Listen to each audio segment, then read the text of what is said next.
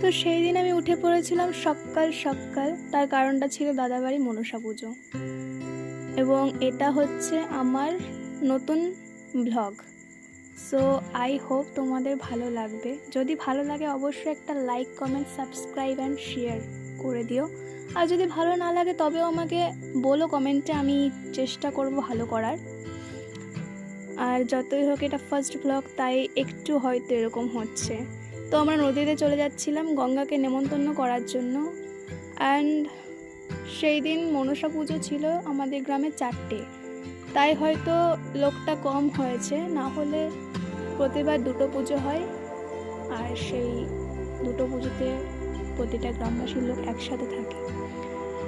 তাই এখানে বৌদি গঙ্গাকে নেমন্তন্ন করে দিচ্ছিল।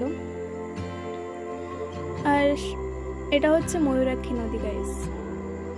ময়ূরাক্ষী নদীতে জল বাড়ে আর কমে, জল বাড়ে আর কমে। যাই হোক, আমি তখনও একটু ভালোভাবে রেডি হইনি, তাও একটু এই যে মুখটা দেখিয়ে নিলাম আমি এরকম দেখতে। তারপরে একটু রেডি হয়ে চললাম দাদাবাড়ি।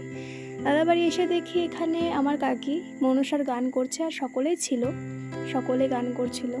তারপরে ইনি এলেন আমাকে একটু জ্বালাতে। জ্বালানো হওয়ার পরে আমরা দেখলাম মনসার গান শেষ হয়ে গেছে। মনসার গান শেষ হওয়ার পরে এই যে নাচ শুরু করে দিয়েছে আমার কাকি। সকলেই, অনেকেই ছিল, সকলে নাচ করছিল একটু মনসার গানে। খুব আনন্দ হয়েছিল সেই দিনটা, ভালো বেশ ছিল। প্রত্যেকবার মনসা পুজোতে বৃষ্টি হয়, বাট এইবার এক ফোঁটা বৃষ্টি পড়েনি। সবাই নাচ করছিল আর আমি দেখছিলাম। তারপরে শুরু হয়ে গেছিল ধুনুচি নাচ। ধুনুচি নাচ শেষ হওয়ার পরে দিচ্ছিলাম অঞ্জলি সকলে মিলে। অঞ্জলিতে বলছিলাম ঠাকুর আমাকে পাস করিয়ে দিও, আমি কিছু পড়িনি। তারপরে দেখলাম এখানে প্রসাদ দেওয়া হচ্ছিল সকলকে। তো এইটুকুই। ভালো লাগলে অবশ্যই একটা লাইক করে দিও।